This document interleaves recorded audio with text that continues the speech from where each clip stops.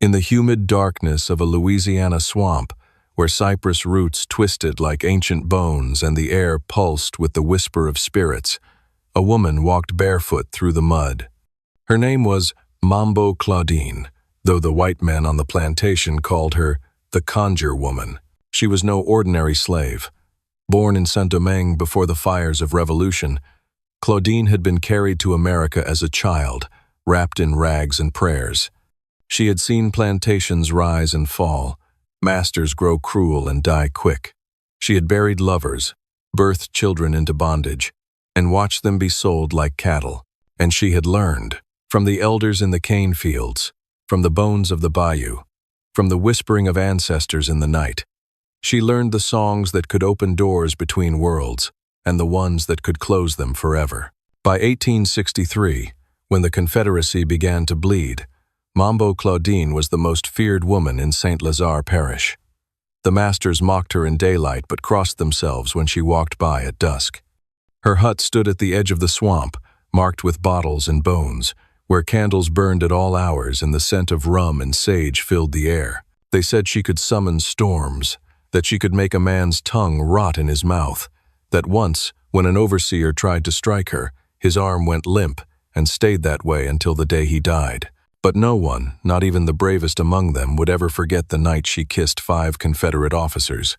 And none of those men lived to see the morning. It began when Colonel Jericho Bain, master of the Cypress Hollow plantation, ordered Claudine to be brought to his house. He had heard of her talents, and, with the war turning grim, he sought her magic for protection. "Bring the witch," he told his men.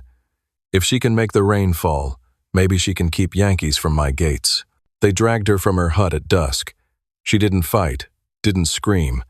She only smiled a slow, unsettling smile that made the soldiers uneasy. Around her neck hung a pouch made of dried gator skin, and her eyes gleamed like 2 drops of black honey in the torchlight. When they shoved her into the parlor, the officers laughed. "So this is the famous swamp witch," one sneered, pouring himself whiskey.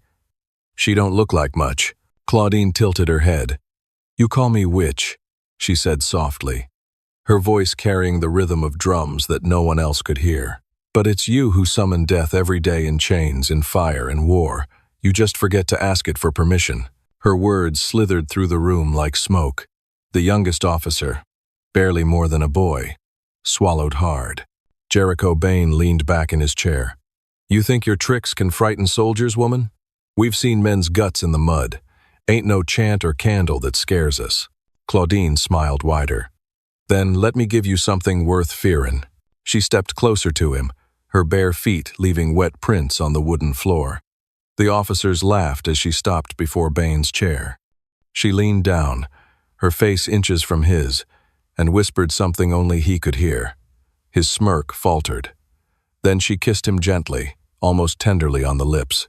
The room went quiet. Claudine straightened, her gaze sweeping across the others. "Each of you will have the same," she said. "A kiss for courage, a kiss for faith, a kiss for what's comin'."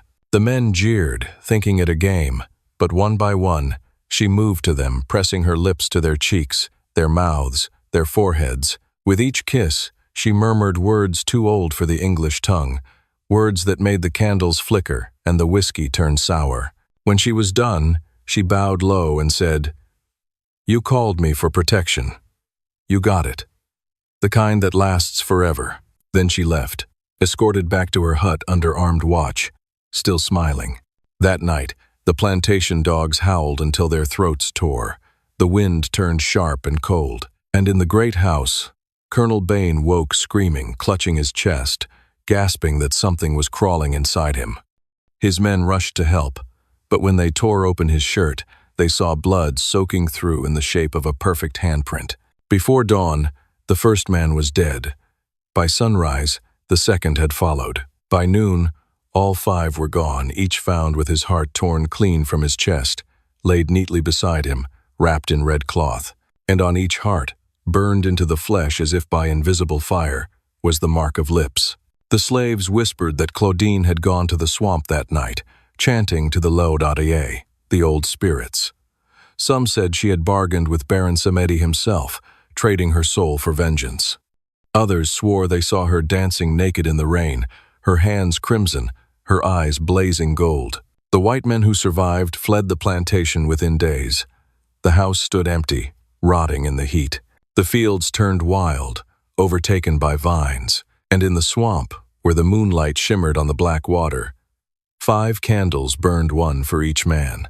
No one dared to snuff them out. Years later, travelers spoke of a woman who wandered those woods, barefoot, singing in Creole to the dead.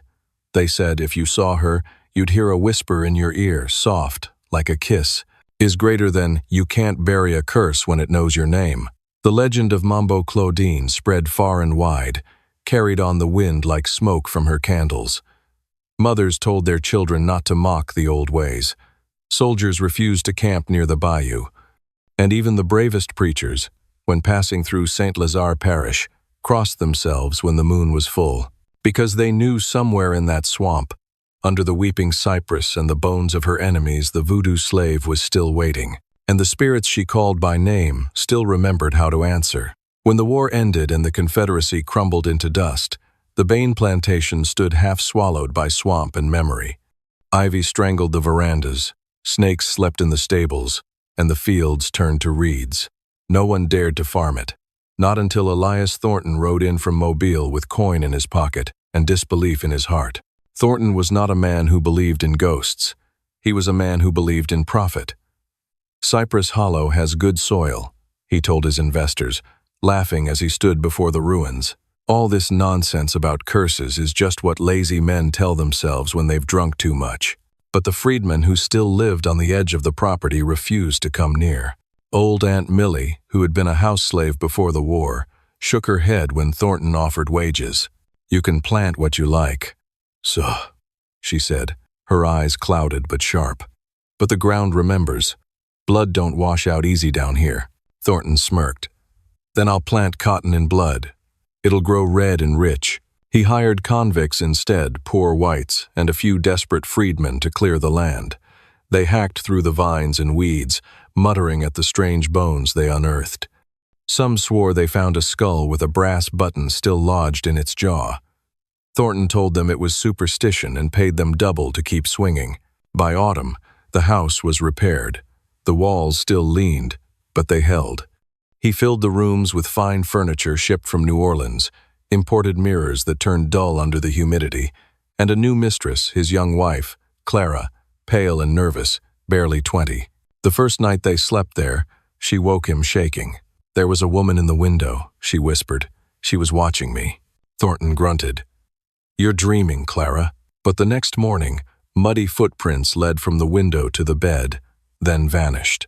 On the plantation's far edge, in a half-collapsed hut marked by bottles, someone had begun lighting candles again.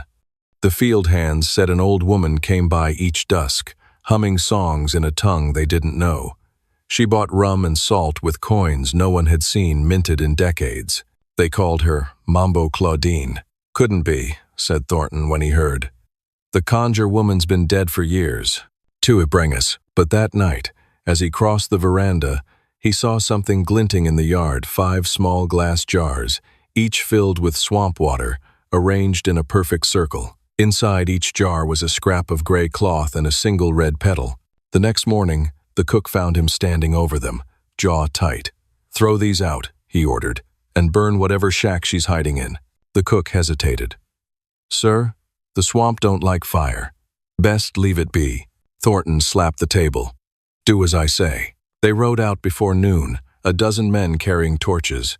The swamp greeted them with silence, no frogs, no birds, no wind, just the faint sound of water dripping from unseen roots. When they reached Claudine's hut, the torches sputtered.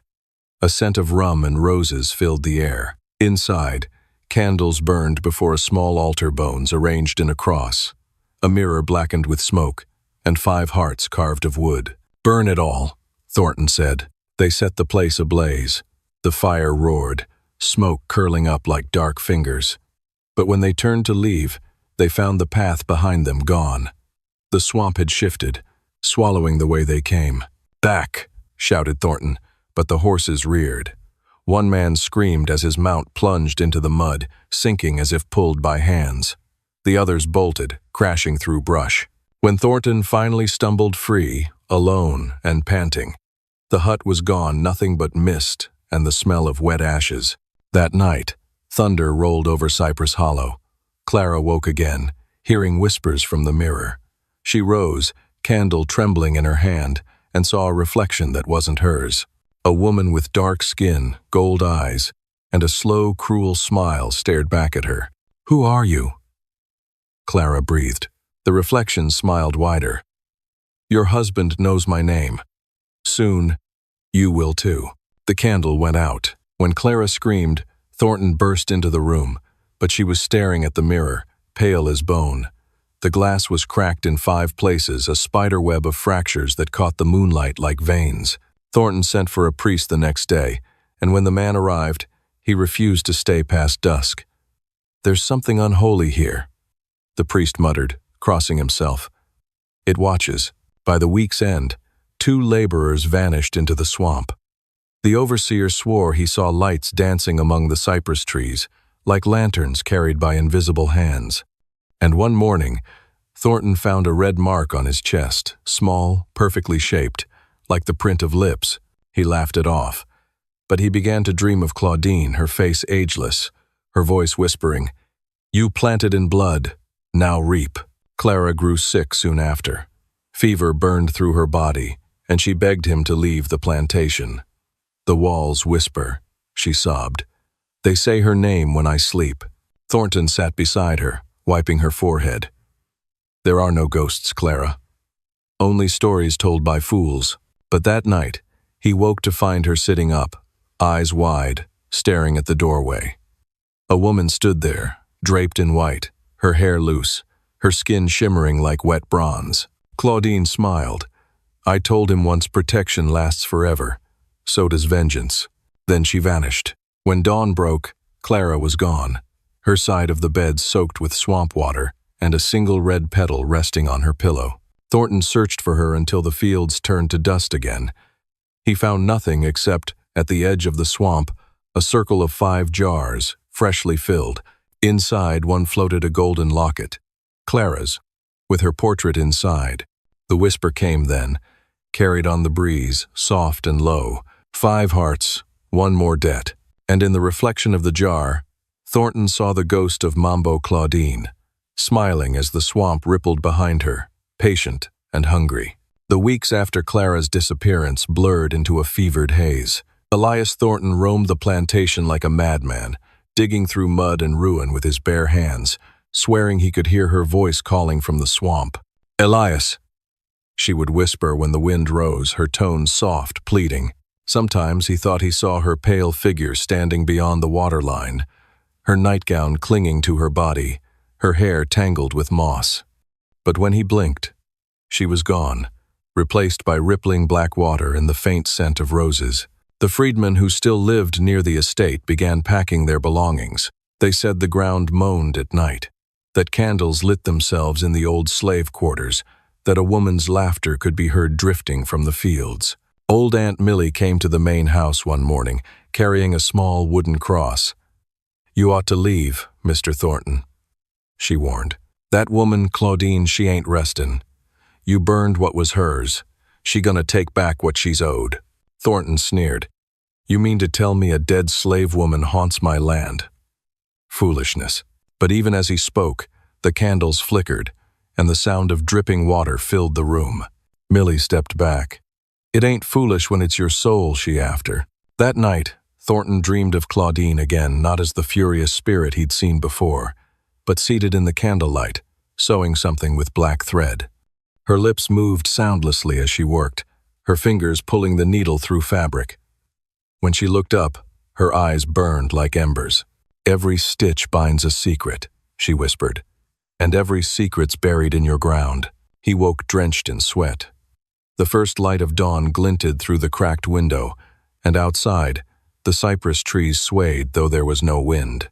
By noon, Thornton ordered his men to clear the swamp. "Dig up the old roots, all of them," he commanded. "Whatever she buried here, I'll find it." The convicts groaned but obeyed. The mud sucked at their boots, and mosquitoes clung to their skin. After hours of labor, one man shouted, "Sir, something's here." They'd uncovered a mound, not of stone, but of packed earth, lined with sticks and shells. A grave. Thornton's heart thudded as he knelt beside it. "Open it." The men hesitated. "It ain't right, boss," one said. "Feels cursed." "Open it," Thornton snapped. They dug. The shovel struck something hard, then soft fabric. When they pulled it free, it was a child's dress, perfectly preserved, the color of faded ivory. Beneath it lay bones, small, fragile, wrapped in strands of dark hair. Thornton stumbled back, bile rising in his throat. "Whose grave is this?" Old Millie's voice came from behind him. She had followed, silent as a shadow. "That was hers," she said softly. "Her baby's. They took it from her the night your kind sold her. She buried what they left under the cypress roots." Thornton's hands shook. "She had a child?" Millie nodded. "Ain't you never wondered why she hated the Bain name so fierce? That child's father was the old master's brother. When his wife found out, she had the baby drowned." Thornton swallowed hard. The swamp seemed to press in around him, heavy with breath. "Then why haunt me?" Millie looked at him with pity. "Because you dug her child up. Some things ought to stay buried, Mr. Thornton." That night, the house creaked with movement. Every door swung open, every candle flared. The mirrors fogged with condensation, and written in the mist was a single word: return. Thornton staggered into the hallway, clutching his pistol. "Show yourself, witch," he shouted. "You want your child? Take it." The air grew colder. A shape formed at the end of the corridor, Claudine, her eyes glinting like gold beneath the dim light. In her arms, she carried something wrapped in cloth. "You woke what you shouldn't have," she said. "Now it will not sleep again." Thornton aimed the gun. "Stay back." But Claudine only smiled. "Bullets can't harm the dead, Elias Thornton. Not me. Not the thing that sleeps under your roots." He fired anyway. The sound echoed through the mansion, but when the smoke cleared, Claudine was gone and the wall where she had stood was streaked with muddy handprints. By morning, the fields were flooded. The swamp had crept closer overnight, swallowing fences and creeping up to the veranda. The workers fled in terror. Only Thornton remained, pacing the hall like a caged animal. He returned to the grave, desperate. "If this is what you want," he muttered, tossing the child's remains into a small coffin, "take it. I'll bury it proper." He dug deep, his hands raw and blistered. As he lowered the coffin, the earth trembled. A low, hollow sound rose like something breathing beneath the soil. Then a voice, soft, feminine. Too late. The ground split. Water poured upward, black and thick, and in it floated the reflection of Claudine, but twisted, her face melting into shadows. Behind her, shapes stirred not just one, but many, their outlines human, their eyes hollow. Thornton fell back, screaming. The swamp bubbled as though boiling, and hands slick, decayed, reached from the mud, dragging him toward the open grave. He fired his pistol again and again, the shots muffled by the wet air. "Release me," he roared. "I didn't kill her." Claudine's voice drifted around him. "You carry his blood, his house, his sins, and the land demands payment." The last thing Thornton saw before the mud closed over him was the cypress roots curling like fingers, wrapping his body in their embrace. When the storm cleared the next morning, the house stood silent. Only one thing remained on the porch: a child's dress, clean and dry, folded neatly beside a locket. The swamp had reclaimed everything else. And deep beneath the water, the whisper of a woman's lullaby carried through the reeds, soft, sweet, and endless. Years passed. The old plantation house of the Thorntons had collapsed into ruin, its timbers rotting and its roof caved under the weight of years and storms. The swamp had reclaimed the land, creeping into the yard, drowning the fence lines and washing the gravel paths into muddy rivulets. Yet the story of Claudine and the child under the cypress roots did not fade. Folks in Charleston whispered it quietly, warning travelers to stay clear of Cypress Hollow. But stories are tempting to those who seek fortune and expansion. A new family, the Whitmores, arrived from New Orleans in the spring of 1000, 878. Ambitious and unaware, they saw only the rich soil and open water that could be drained for rice and cotton. Ignoring the locals' warnings, they moved in, bringing workers and supplies to rebuild what they called their dream estate. On the first night, young Jonathan Whitmore, the 10-year-old son, wandered near the cypress grove. He was fascinated by the twisted trunks, the moss that draped them like ghostly hair, and the black waters that reflected a sky so dark it seemed unnatural. He bent close to the water, looking for frogs, for mud crabs, anything to amuse a boy with curiosity as vast as the swamp itself. That's when he saw it, a small piece of cloth caught on a branch. Faded ivory, the edges frayed. He picked it up and gasped. The locket was still there, tarnished, but intact, engraved with the initials C.A. Jonathan's fingers trembled. He looked around. The swamp was quiet, too quiet. The birds had stopped singing. Even the wind seemed to hold its breath. He ran back to the house, clutching the locket. "Mother, Father, look what I found." His mother, Eleanor Whitmore, took the locket from him. She polished it, curious at the engraving. "C.A.? What could it mean?" she muttered. Her voice trembled, though she did not yet understand why. That night, Eleanor awoke to a sound that made her skin crawl. Footsteps, small, careful, crossing the hallway outside her bedroom. She called for her husband, but there was no answer, only the sound of fabric brushing against the floor. Jonathan, half asleep, clutched his blanket, his eyes wide. "Mother, I heard it too," he whispered. Suddenly, the shadows along the walls began to lengthen unnaturally. Shapes moved where there should have been none.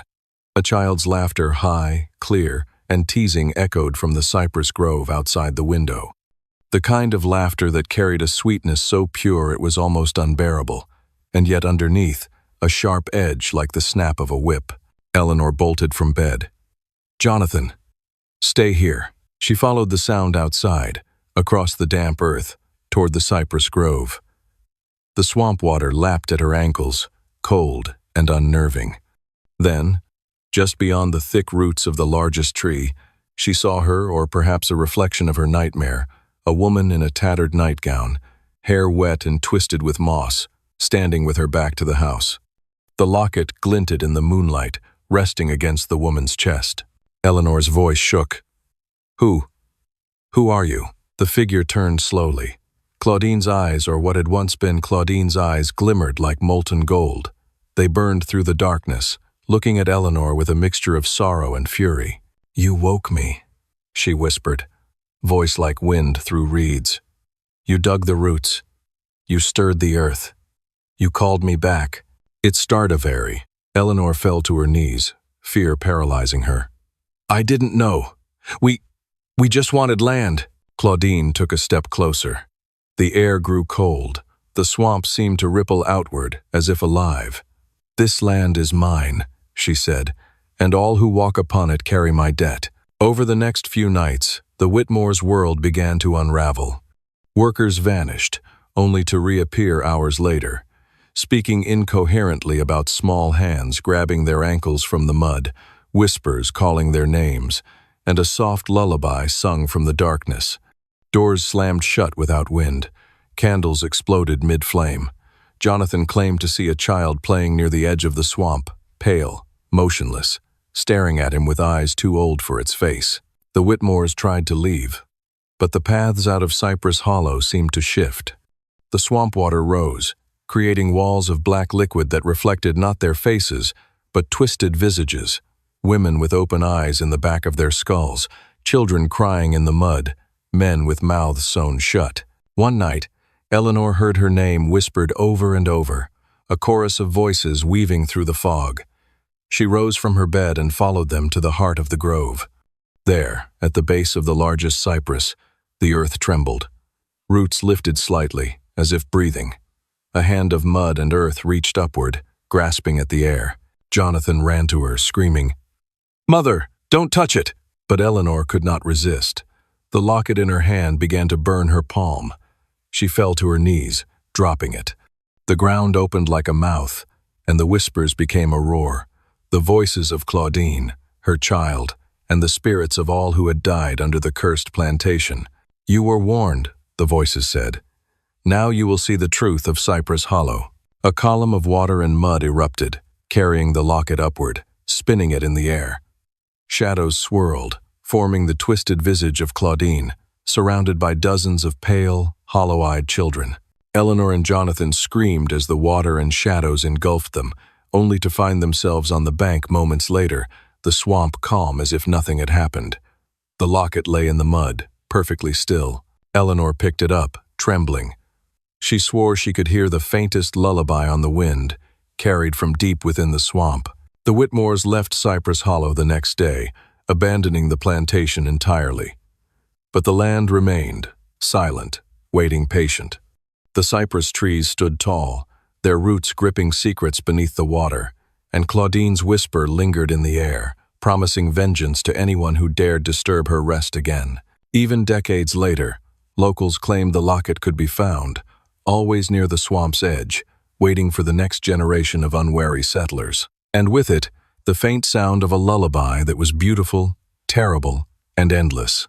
In the summer of 1923, nearly half a century after the Whitmores fled Cypress Hollow, the state of Georgia decided the swampy land could finally be profitable. A construction company, Hawthorne and Reed, was contracted to drain sections of the swamp for farmland. They arrived with trucks, dredges, and a crew of 20 men who laughed at the old tales. "Ghosts don't pay taxes," one of them joked. Another added, "Cypress Hollow? More like swampy nonsense." Over. The crew set up camp near the edge of the hollow. By day, machines churned through mud, uprooting cypress and draining the shallow waters. By night, however, the men began to notice things. Footprints appeared around the tents, small and wet, as if a child had walked barefoot through the mud. Tools disappeared, only to reappear in impossible places. The top of the dredge arm, dangling from a tree, or wedged in a hollow stump. One of the older workers, Clem Harris, remembered the old story of Claudine, the voodoo slave who had haunted the hollow. He warned the foreman, a hard-nosed man named Samuel Reed. "I don't like this," Clem said one evening as the sun sank behind the cypress. "I've seen it myself. Shadows in the water, whispers in the wind. That locket story? It's real, I swear it." Reed laughed. "Old wives' tales, Clem. Ghosts don't build farms." But the swamp did not care about Reed's disbelief. That night, the first incident occurred. The dredge operator, a young man named Eli Crawford, had just finished leveling a stretch of land near the central grove when the machine suddenly jerked, controls froze, and a thick black mist rose from the water, coiling around the dredge like a living snake. Eli struggled, screaming, but the machine seemed to respond to some unseen will, moving forward into the water. The crew rushed to help him, but by the time they reached the dredge, the mist had receded. Eli stood drenched in mud, shaking, eyes wide. Clutched in his hand was a small, tarnished brass locket engraved with the letters C.A. Where did this come from?" he stammered. Clem Harris whispered, "It's her, Claudine. She's reminding you, this land isn't yours." Within a week, the supernatural events escalated. At night, the workers would hear footsteps splashing in shallow pools that shouldn't have existed. Whispers called their names in the dialect of Old Charleston, a language none of them understood. Tent ropes snapped and tools flew across the camp with unseen force. One man awoke to find his bed soaked, as if someone had poured water over him, yet no rain had fallen. But it was the children who caused the most terror. Shadowy figures appeared at the edges of the swamp, no taller than 3 feet. They watched silently, their pale faces blank yet impossible to ignore. When a worker approached, they would vanish, leaving only footprints in the mud. Others swore they heard children singing a lullaby that started sweet and soft, then turned jagged and horrifying, as if the melody itself carried warning and malice. Reed, still stubborn, tried to push the men forward. "Get back to work," he barked. "We're getting this land ready. Nothing else matters." But Claudine's wrath was methodical. One morning, 3 workers were found collapsed near the dredge, pale, shaking, and babbling about the lady in white and the children under the roots. Machines had been sabotaged overnight. not by men, but by some intelligence that left no human trace. Finally, Reed decided to investigate the central cypress grove personally. He trudged through the muck, dismissing the fear gnawing at his chest. In the center of the largest tree, he noticed something odd, a depression in the roots, filled with black water. Sunlight glimmered on something floating atop the pool, a locket. The same locket. The brass surface shone unnaturally bright, as if it had been polished by hands unseen. Reed bent to pick it up, scoffing at his own hesitation. The instant his fingers touched the metal, a shriek split the air, not human, not animal, but a sound that pierced bone and marrow. The water churned violently. Shadows shot upward, forming the shape of a woman with wild, moss-draped hair, eyes like molten gold. Around her, dozens of pale, hollow-eyed children swirled, their tiny hands grasping at him, tugging and clawing. Reed screamed, stumbling backward, and fell face first into the mud. When the crew arrived, all they found was a heap of mud, trampled leaves, and Reed's hat spinning slowly in the black water. He was gone. Only the locket remained, floating gently in the center of the depression. Clem Harris fell to his knees, muttering, "I told you. Cypress Hollow don't forgive. It don't forget." The rest of the crew fled that night, leaving all machinery behind. The hollow swallowed it within days. The swamp crept back, reclaiming the dredged paths, covering every trace of human interference. By the 1932, Cypress Hollow was a legend again, whispered at taverns, told to children as warnings. Locals never dared enter the central grove. They said Claudine and her children still waited, watching. Any who tried to build, to drain, to claim the land, would vanish, sometimes forever, sometimes leaving only a brass locket as proof that they had trespassed. Even modern maps marked the area as swampy, unfit for agriculture. Surveyors avoided it, claiming compasses spun wildly and electronic equipment failed. And the locket? Every so often, someone would find it, tarnished or gleaming, lying in the mud at the edge of the hollow. No matter where it was placed, it always seemed to return to the center of the cypress grove. Cypress Hollow had taught a lesson generations could not forget. Some land carries memory, some spirits demand respect, and some curses never end. By 1952, Cypress Hollow had become little more than a cautionary tale told in the low, smoky bars of Savannah and Charleston. Stories of Claudine and her children were dismissed as superstition, remnants of a South steeped in the old curses of slavery. But for one man, it was opportunity. James Whitfield, a rising businessman from Atlanta, saw potential where others saw danger. He had made his fortune in timber and railroads and believed no swamp could withstand the hand of modern industry. "Legends don't pay the bills," he told his assistant, a nervous man named Carter. "We'll drain the hollow, build housing, maybe a resort. People will pay to live near haunted land. It's marketing gold." Carter shivered but nodded.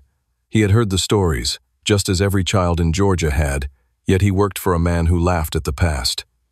"Yes, sir," he said. Whitfield arrived at the hollow with trucks, bulldozers, and engineers. They surveyed the land with clipboards and tape measures, ignoring the thick, ancient cypress trees and the smell of rot that clung to the air. "Just swamp," Whitfield muttered, tapping his polished shoes into the mud. "Nothing that can't be leveled." On the first night, they set up a small camp at the edge of the grove.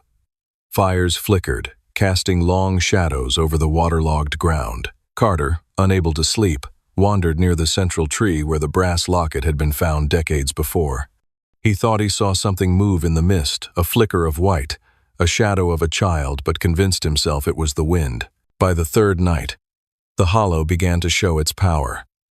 Men reported hearing whispers in a language they did not know. Tools would vanish, only to appear hours later in impossible places, deep inside trucks, dangling from trees, or wedged in machinery. The bulldozers refused to start at first light, as though the swamp itself rejected them. Whitfield, furious, blamed mechanics and saboteurs. Then came the screams. Carter was first. He had ventured too close to the central depression, the pool of black water still filled with rotting leaves. As he leaned over, He saw the glimmer of a brass locket floating on the surface. Tentatively, he reached for it. The moment his fingers touched the metal, the water exploded in a mist of black fog, forming the shape of a woman with eyes that glowed like molten gold. Children's faces appeared in the fog, dozens of them, twisting and writhing in silent screams. Carter's body convulsed, and he fell backward, screaming. When the crew rushed to him, the fog had dissipated. Carter was pale, gasping, unable to speak beyond fragments. The children. Whitfield, now fully aware that something unnatural ruled the hollow, refused to leave. "It's just fear," he said. "This land isn't haunted. No one is. Move the men forward." But Claudine's wrath had escalated. That night, the central grove seemed alive. Roots shifted under the mud, forming hands that reached out to drag equipment into the water. Shadows danced between the cypress, and the whispering grew louder, as if hundreds of voices spoke in unison. Whitfield attempted to confront the apparition himself. Armed with a flashlight and a sense of invincibility, he strode into the grove, demanding the ghost reveal itself. The mist thickened, and the air grew heavy, like breathing through water. A figure emerged pale, draped in moss, with eyes that pierced through the soul. Around her floated dozens of small children, their faces pale, hollow, yet filled with fury. "You do not belong here," Claudine's voice echoed, both in the air and inside Whitfield's mind. "You reap what was never yours to claim." Whitfield laughed, a hollow sound, trying to mask his fear. "This is land, it is soil, it is opportunity." The children shrieked in unison, the sound a blade of pure terror. The swamp erupted, water spouted from the ground. Mud erupted like geysers, and the trucks and bulldozers were thrown aside as if made of paper. Whitfield was lifted from his feet, spun around in a whirlwind of mud, water, and screaming voices. The brass locket flew into the air, catching the moonlight as it hovered before Claudine's outstretched hand. When morning came, the hollow was silent. The men who had survived emerged from the edge of the swamp, trembling, faces pale, some weeping. Every trace of the equipment and buildings they had tried to establish was gone, swallowed by the swamp as if it had never existed. Whitfield was never seen again. All that remained at the center of the grove was the brass locket, resting on the black water like a sentinel. Local residents told stories afterward. Anyone who entered the grove could feel eyes watching, the faint laughter of children, and a cold presence that refused to leave. The legend of Claudine and her children grew. By 1960, Cypress Hollow was considered cursed land, unfit for farming, building, or even walking at night. Generations later, travelers swear they hear faint whispers and see small figures near the cypress grove. And always, at the heart of the hollow, floats the brass locket proof that Claudine and her children are still bound to the land, guarding it, punishing those who dare to disturb the resting place of their wrath. Cypress Hollow, it seemed, had become immortal. The swamp had claimed its place in history, and no man, no matter how rich or powerful, could ever challenge it again. By the year 2025, Cypress Hollow had become more myth than geography. On maps, it was simply marked as a lowland swamp east of Savannah, Georgia, often bypassed by GPS as if the system itself recoiled from its history. Locals called it the Hollow, and spoke of it only in whispers, warning outsiders to turn around before sunset.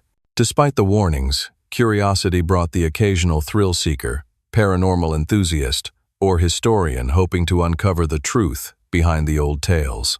Each new visitor who ignored the signs returned with stories that mirrored the legends of Claudine and her children, some panicked, some traumatically silent, and some never returned at all. One autumn morning, a group of university students arrived with cameras, drones, and recording equipment. They laughed nervously as they trekked through the misty, knee-deep waters of the swamp. Their leader, a graduate student named Lila, carried a small notebook, determined to prove that Claudine was just a story. The air was thick with humidity and the earthy scent of decaying cypress leaves. Mist curled over the water's surface like smoke from a hidden fire. Lila led the group to the old central grove, where moss-draped trees leaned toward each other as if whispering secrets. At the center, the water was black and still, reflecting the canopy above like an obsidian mirror. "Look," one of the students said, pointing. "That's where the locket was supposed to be." Lila leaned over the water. It was impossible to see much, only a glossy surface broken by occasional ripples. She scoffed. Ghost stories. Nothing more. They set up cameras and microphones, laughing at each other's fears. But as night fell, the hollow began to wake. The mist thickened, curling around their legs, sticky and cold. Shadows stretched unnaturally across the water, and a low whispering filled the air, faint at first, then growing louder. Lila's laugh faltered. "Come on, it's just the wind," she said, but the wind did not speak. Suddenly, the water at the grove's center stirred. Tiny ripples formed concentric circles around the spot where the brass locket had rested for decades. From the mist, a pale figure emerged. Claudine, her eyes molten gold, surrounded by dozens of small, ghostly children whose faces twisted in silent fury. "Leave!" Her voice rang through the swamp, both distant and inside Lila's mind. "Do not awaken what sleeps." The students froze. One of them screamed, but the sound was swallowed instantly by the fog. The children's forms swirled, growing larger, their movements faster. A chaotic ballet of wrath and grief. Lila stumbled back. Her notebook slipped into the water, pages floating like pale leaves. One page, damp and blurred, caught her eye, a crude drawing, centuries old, of the locket and a family tree, marking the names of those Claudine held responsible. The ink seemed to move on its own, spelling, "The Hollow remembers." Panic erupted. Students ran, tripping over roots, splashing through the water. The hollow seemed alive, guiding them away from its heart but never releasing its grasp entirely.